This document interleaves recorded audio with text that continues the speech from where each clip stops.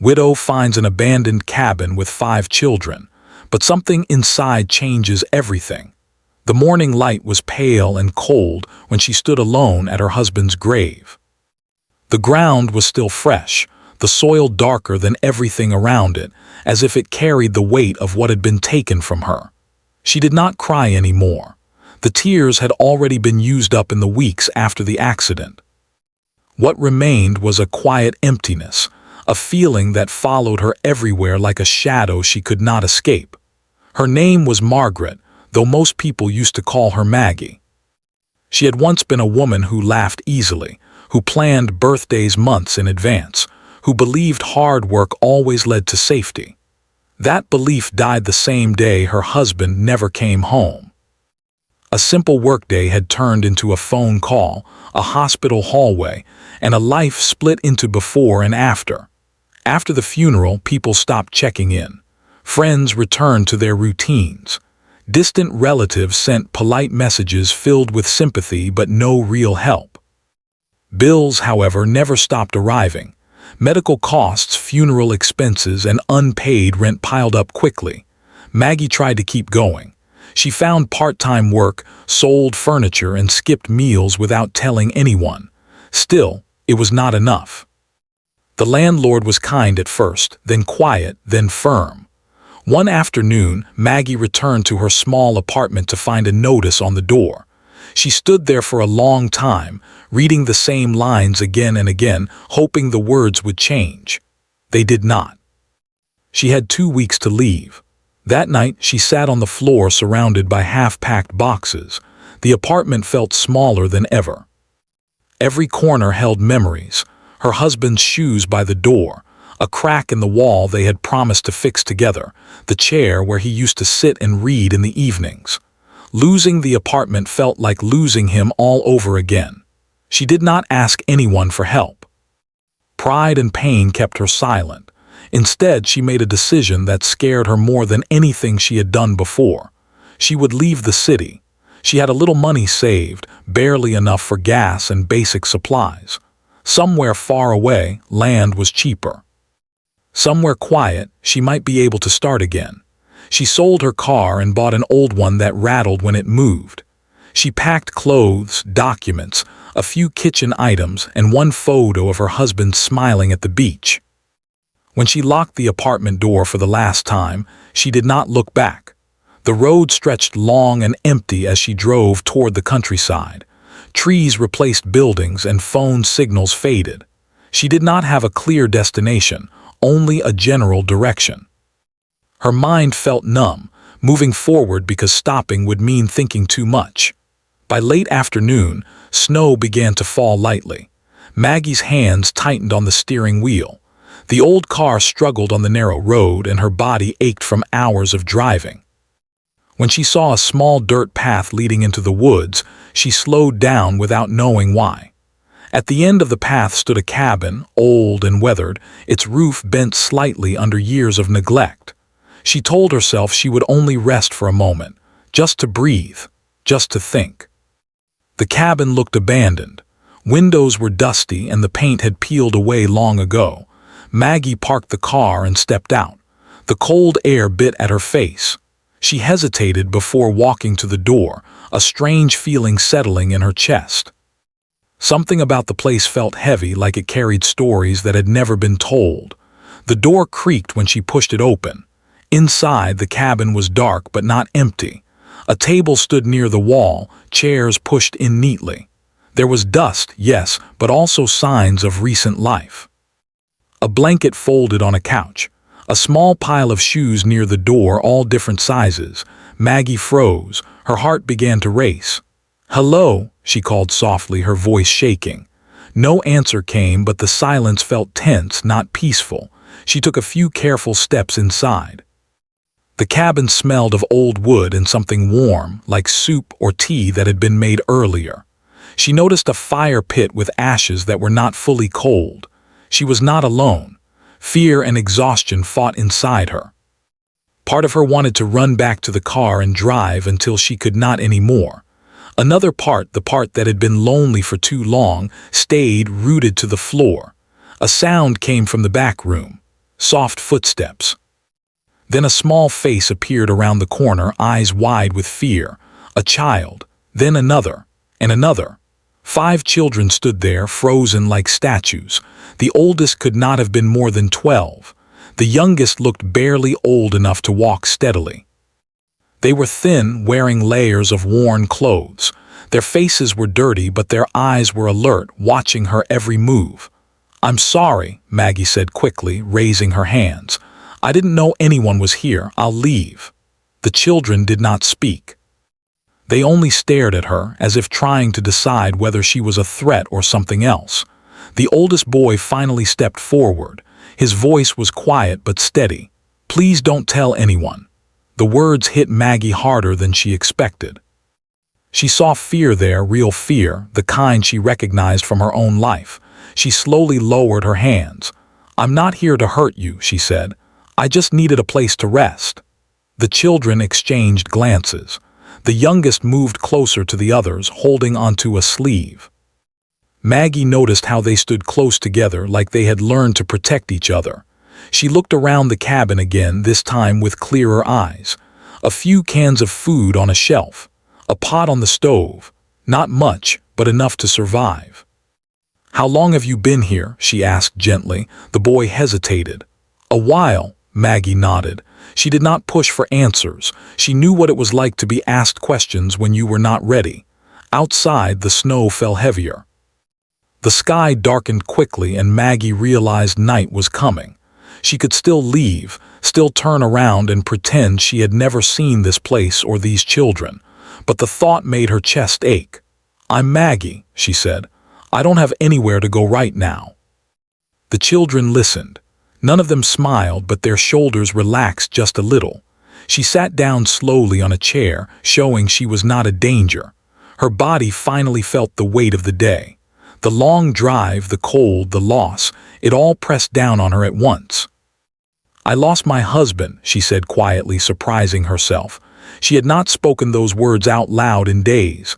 "I'm just trying to survive." The children said nothing, but something changed in the room. The fear softened, replaced by something else. Understanding, maybe. Or recognition. Maggie looked at them and realized something important. She was not the only one who had lost everything. These children, living in this forgotten cabin, were carrying their own kind of grief. She stayed that night. She shared the little food she had brought. They shared what they had. No one spoke much, but the silence was no longer heavy. It was cautious, thoughtful. As Maggie lay awake on the couch, staring at the cracked ceiling, she felt something unfamiliar stirring inside her. Not hope, not yet, but purpose. A quiet sense that her life, broken as it was, had not ended on that grave. She did not know it then, but stopping at that cabin was not an accident. It was the beginning of something that would change everything she believed about loss, family, and survival. Morning came quietly to the cabin. Pale light slipped through the dusty windows and touched the wooden floor. Maggie woke slowly, confused for a moment about where she was. Then she remembered the long drive, the cabin, the 5 children. She sat up, listening. There were soft sounds from the small kitchen area. Someone was moving carefully, trying not to make noise. Maggie stood and walked toward the sound. She saw the oldest boy standing on a chair, reaching for a can from the top shelf. He froze when he noticed her. "I'm sorry," he said quickly. "I was just trying to make breakfast." Maggie shook her head gently. "You don't need to apologize." The other children appeared behind him, rubbing sleep from their eyes. The youngest girl clutched a thin blanket around her shoulders. Maggie realized how cold the cabin still was. The fire from the night before had died out. "Let me help," Maggie said. She rolled up her sleeves and checked the supplies. There was not much, but enough to make something warm. Together, without many words, they prepared a simple meal. It was quiet, but not uncomfortable. As they ate, Maggie watched them closely. They shared food without arguing. The older ones made sure the younger ones had enough first. This was not something children learned quickly. It came from long experience. After breakfast, Maggie stepped outside to breathe fresh air. The snow had covered everything overnight, turning the forest white and silent. Her car was still there, dusted with snow. She looked at it and felt no desire to leave just yet. When she returned inside, the children were cleaning the dishes. The oldest boy spoke again. "My name is Eli." One by one, the others shared their names. There were 3 boys and 2 girls. Maggie repeated each name, wanting them to know she cared enough to remember. "How long have you been here?" she asked again, more softly this time. Eli looked at the floor. "Since last fall." "That's a long time," Maggie said. He nodded. "We didn't have anywhere else." Maggie did not push for details, but she could see the truth in their faces. They had been alone, truly alone. She spent the rest of the morning helping them organize the cabin. It was small but functional. They had made it work with what little they had found or been given. Maggie noticed how careful they were with everything. Nothing was wasted. As the day went on, Maggie learned small things. The children took turns keeping watch at night. They knew which trails to avoid and which ones were safe. They had learned how to stay invisible. That worried her deeply. Children should not need to know these things. In the afternoon, Maggie found an old broom and swept the floor. Under the dust, the wood was solid. This place had once been loved. Someone had built it with care. She wondered who. While sweeping near the fireplace, she noticed scratches on the floor. They looked deliberate, like marks meant to be hidden. She made a note of it but said nothing. Later, she sat with the children and told them a little about herself. Not everything, just enough. That she had lost her husband, that she had nowhere to go. That she did not know what would happen next. The youngest girl moved closer to her and rested her head against Maggie's arm. Maggie froze at first, then slowly relaxed. She placed a gentle hand on the girl's hair. It had been a long time since anyone had needed her like that. That night the wind grew strong. The cabin shook slightly and snow tapped against the windows. Maggie helped rebuild the fire and made sure the children were warm. As they settled down, Eli spoke again. "You don't have to stay," he said. "We'll be okay." Maggie looked at him. He was trying to sound brave, but his eyes told another story. He was tired, too tired for someone so young. "I know," Maggie said, "but I'm here right now." She lay awake again that night, listening to the wind. Her mind was full of questions. What would happen to these children? What would happen to her? She had barely been able to take care of herself. How could she help 5 others? Still, the idea of leaving felt wrong. The next day, Maggie suggested they take a walk around the cabin area. She wanted to understand the land, the surroundings, and how far they were from others. The children agreed, but they stayed alert, always watching. As they walked, Maggie noticed something strange. The cabin was hidden well, but not by accident. Trees had been cut in a way that blocked clear sight from the road. The path leading to it was almost invisible unless you knew where to look. "Who showed you this place?" Maggie asked. Eli hesitated. "Someone we trusted." "Where is that person now?" Maggie asked carefully. "He left," Eli said he'd come back. Maggie felt a familiar pain in her chest, promises that were never kept. She knew that story too well.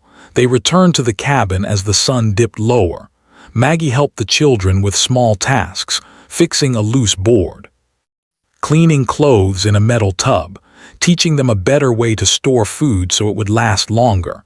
The children listened closely. They asked questions. They wanted to learn. That evening, Maggie found herself laughing softly at something one of the boys said. The sound surprised her. It felt strange, like using a muscle she had forgotten existed. After dinner, she noticed Eli sitting alone, staring at the wall. She sat beside him. "You're worried," she said. He nodded. "If people find us, they might take us away." "Is that what happened before?" Maggie asked. He did not answer, but his silence was enough. Maggie thought about her own fear of being pushed out, moved around, told she did not belong anywhere. She understood more than he realized. "I can't promise anything," she said honestly. "But I won't hurt you." Eli looked at her, searching her face. "Why are you helping us?" Maggie took a long breath. because I know what it feels like to lose everything, and because someone once helped me when I thought I couldn't survive. That was only partly true. But she wanted it to be true again. That night, as everyone slept, Maggie stood near the fireplace and looked around the cabin. Her eyes returned to the strange marks on the floor.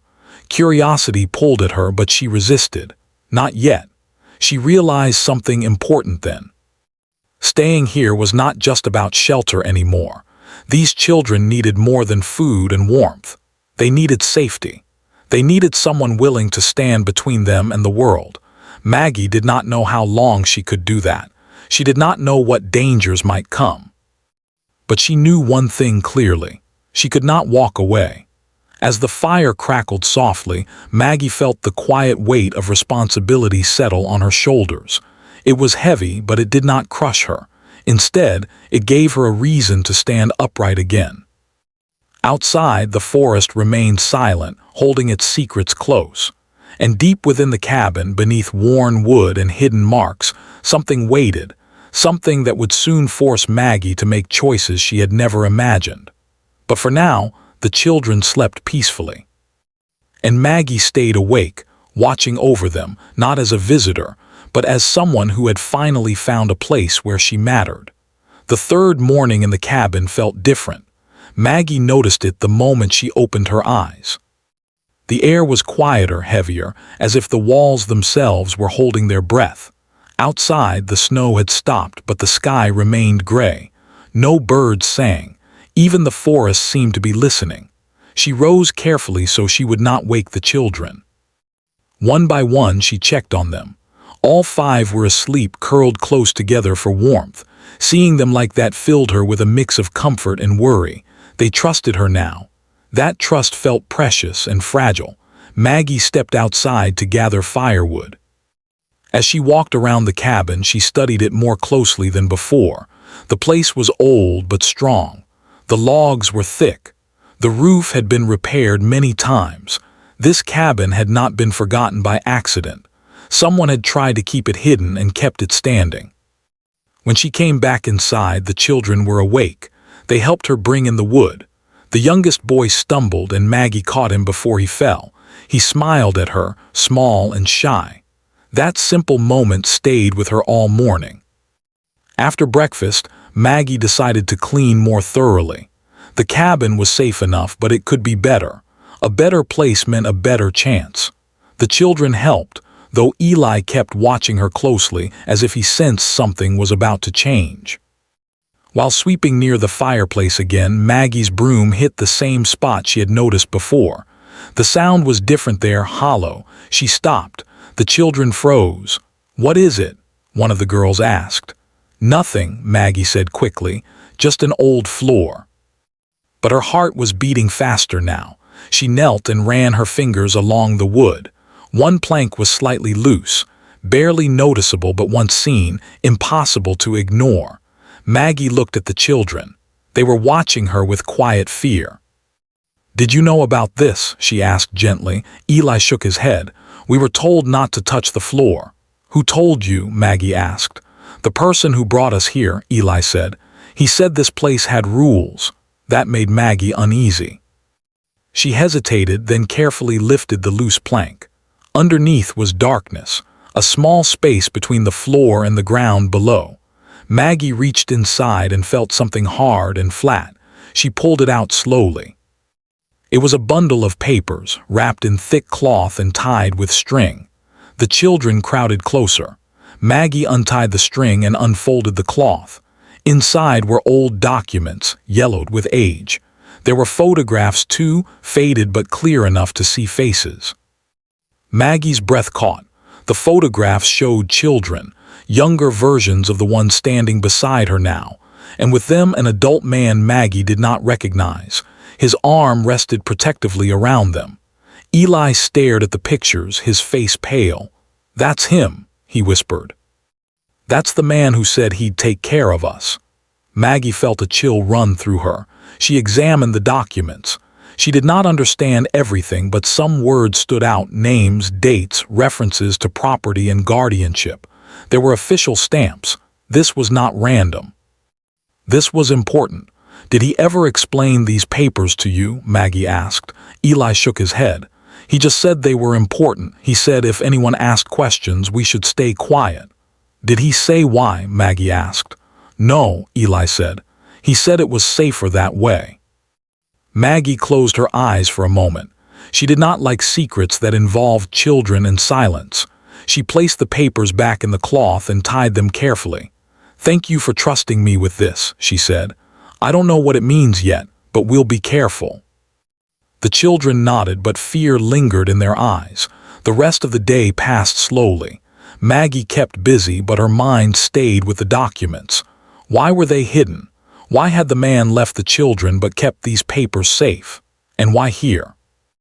Later that afternoon, Maggie noticed fresh footprints near the edge of the trees. They were faint, partly covered by snow, but still visible. Her heart tightened. Someone had been nearby. She did not tell the children right away. She did not want to frighten them without reason. But she stayed alert, listening for sounds, watching the windows. That evening, as the sun set, Maggie gathered the children close. If anyone ever comes here, she said calmly, you stay with me. No running, no hiding alone. Eli nodded. Like before? No, Maggie said firmly. Not like before. This time we face things together. That night Maggie could not sleep. She sat by the fire, the bundle of documents hidden under her coat. Every creak of the cabin made her tense. Her thoughts raced. She had come here with nothing, barely able to survive. Now she was holding something that could change these children's lives or put them in danger. Near midnight she heard a sound outside, soft, careful, a branch snapping. Maggie stood slowly and moved to the window. She saw nothing, but the feeling remained. Someone had been there, watching. She did not wake the children. Instead, she added more wood to the fire and sat where she could see the door. Morning came without incident, but Maggie knew something had shifted. The cabin no longer felt like a secret shelter. It felt exposed. After breakfast, Maggie made a decision. We can't stay invisible forever, she said, but we also won't rush into anything. What will we do? One of the boys asked. We'll learn, Maggie said, about this place, about these papers, about who might be looking. She taught the children how to pack small bags just in case, not to scare them but to prepare them. She showed them how to keep important things together, how to leave signs for each other if they were separated. The children listened seriously. They had learned to survive before. They could learn again, but better this time. Later that day, Maggie carefully reopened the documents while the children sat nearby. She read slowly. Some parts were hard to understand, but the message became clearer. The cabin and the land around it were connected to a legal claim. The children's names appeared more than once. Someone had tried to protect their rights. If these papers are real, Maggie said softly, they matter. They matter how? Eli asked. They could explain why someone left you here, Maggie said, and why someone else might come looking. The children were quiet. That evening, smoke appeared in the distance, not from their chimney, from deeper in the forest. Maggie felt a knot form in her stomach. The world was getting closer. As night fell, she locked the door and checked the windows. The children gathered near her, sensing her tension. No matter what happens, Maggie said, kneeling so they could see her face, you are not alone anymore. Eli nodded slowly. You won't leave, Maggie swallowed. She did not know what the future held, but she knew what she chose now. No, she said, I'm here. Outside, the forest creaked and shifted. Somewhere beyond the trees, questions were being asked. Paths were being followed. And inside the cabin, beneath loose floorboards and hidden truths, the past was rising, ready to force its way into the present and demand answers none of them were fully prepared to give. The next few days felt heavier than all the ones before.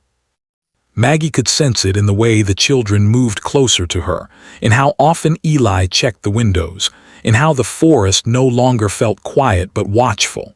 The cabin, once a place of shelter, now felt like a line drawn in the dirt. Something was coming. Maggie did not know when, but she knew it was no longer a matter of if. She decided the first thing they needed was order. Fear grew when there was nothing to hold onto, so she created routines. They woke at the same time each morning. They cleaned, cooked, gathered wood, and rested together.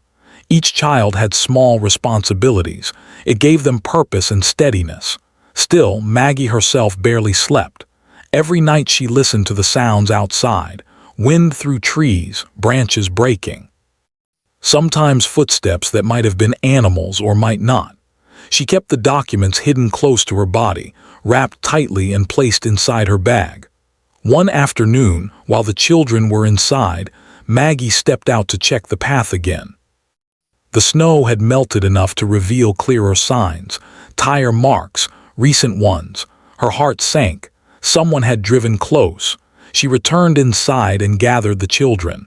"We may have visitors," she said calmly. "If anyone asks questions, you let me speak." The youngest girl reached for Maggie's hand. Maggie squeezed it gently. That evening, just before sunset, a vehicle appeared at the edge of the trees. It did not come all the way to the cabin. It stopped and stayed there. Maggie felt her pulse race. 2 adults stepped out. One man and one woman. They wore neat jackets and spoke quietly to each other. They did not look dangerous, but Maggie knew better than to judge by appearances. A knock came at the door. Maggie took a deep breath and opened it slightly, keeping her body between the door and the children. "Good evening," the woman said politely. "We're looking for information about this property." Maggie met her eyes. "It's private land." The man smiled thinly. "That's actually unclear. This area is under review." Maggie felt anger rise, but she kept her voice steady. "You should leave." The woman glanced past Maggie toward the children. "There are minors here," she said. "Are you their guardian?" Maggie did not answer immediately. The truth mattered, but timing mattered more. "I'm taking care of them," she said. The man's smile faded. "We'll need to talk to authorities then." Maggie's stomach tightened, but she did not step aside. "You don't know anything about these children." The woman hesitated. Something flickered in her expression, uncertainty, maybe even guilt. "We're not here to cause trouble," she said, "but there are legal matters connected to this cabin." "I know," Maggie said quietly. That made them both pause. After a moment, the man said, "We'll be back." They returned to their vehicle and drove away. Maggie closed the door and leaned against it, her legs trembling. The children stared at her. "They're going to take us," one of the boys whispered. "No," Maggie said firmly, "not without a fight." That night, Maggie made a choice she had been avoiding. She would not hide anymore. She would act. The next morning, she packed her bag carefully. She wrote down everything she knew, names, dates, details the children remembered.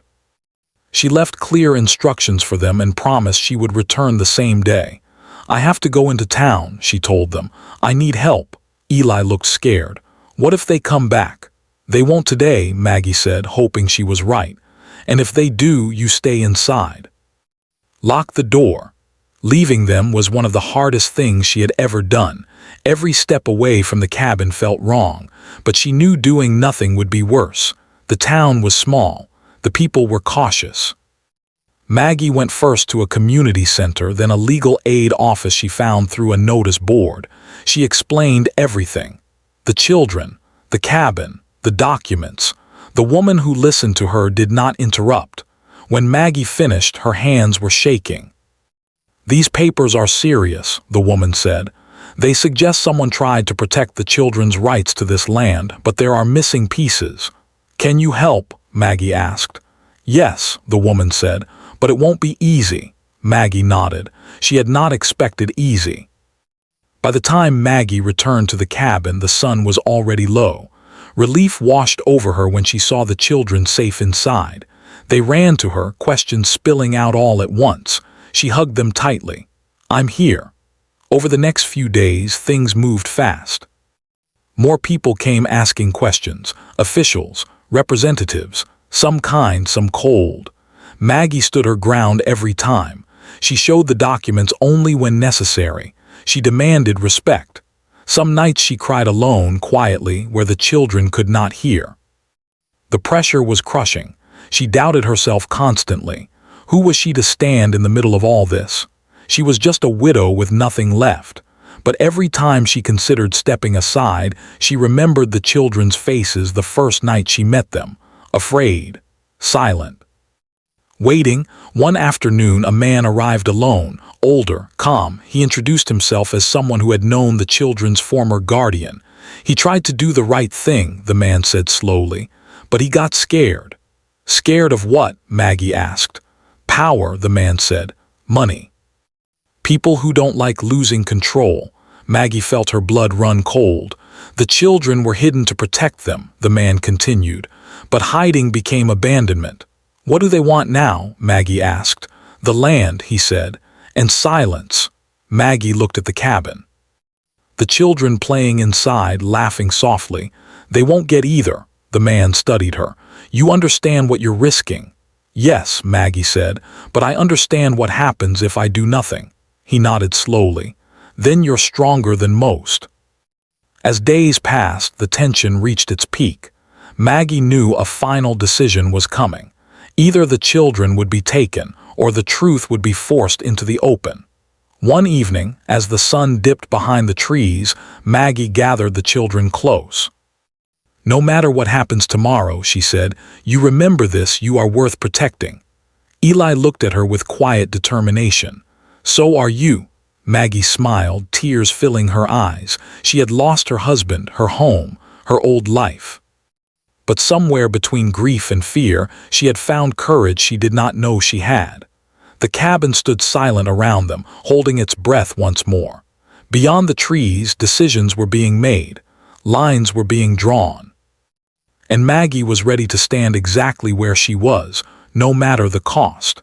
The final day did not begin with noise or fear. It began quietly, almost gently, as if the world had decided to pause before making its choice.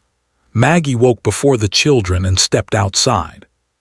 The sky was clear for the first time in days. Sunlight touched the trees and the cabin looked calm, almost peaceful, like it had nothing left to hide. But Maggie knew better. She felt it deep inside her chest. Today would decide everything. Inside, the children were already awake. They moved carefully, watching her face, trying to read what she was not saying. Maggie smiled at them, even though her heart was heavy. We're going to have a long day, she said softly, but we'll face it together. They ate breakfast quietly. No one complained. No one joked. Even the youngest seemed to understand that something important was coming. Late in the morning, a familiar vehicle appeared at the edge of the trees. This time, it did not stop far away. It came straight toward the cabin. Maggie stood up. Stay behind me, she told the children. Several people stepped out. The woman from before, 2 officials, and a man Maggie had never seen. He wore an expensive coat and looked around as if the place already belonged to him. The woman spoke first. We're here to resolve the situation. Maggie nodded. So am I. They entered the cabin. The air felt tight, like it might break. The man looked at the children briefly, then turned his attention to Maggie. This property is part of a development claim, he said. These children were never meant to be here. They were meant to be protected, Maggie replied. The man frowned. You're emotionally involved. That makes this difficult.